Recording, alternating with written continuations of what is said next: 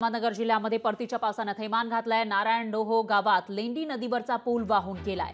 नदी पलीकडच्या ग्रामस्थांचा संपर्क तुटलेला आहे, तर उक्कडगाव, मांडला, लोणी या गावांचा संपर्क तुटलाय। तिकडची ही दृश्य आपण बघू शकतोय। या ठिकाणी परतीचा पाऊस धो-धो बरसतोय। अहमदनगर जिल्ह्यातली ही दृश्य आहेत। या पावसाचा थैमान इथं पाहायला मिळतंय। तर नारायण डोहो गावात लेंडी नदीवरचा पूल वाहून गेलाय आणि त्यामुळे आसपासच्या ग्रामस्थांचा संपर्क तुटलेला आहे। नदी पलीकडे राहणारे जे लोक आहेत त्यांचा संपर्क तुटलाय।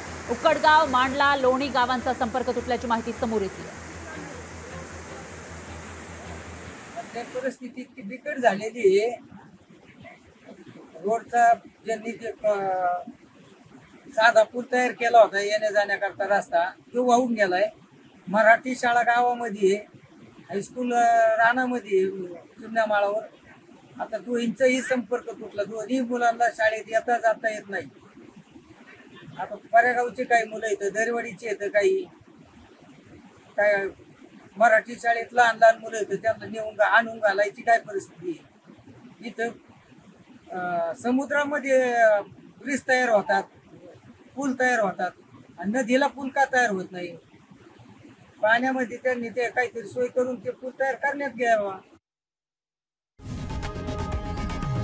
लोकशाही मराठी ऐका, पहा, जागरूक रहा।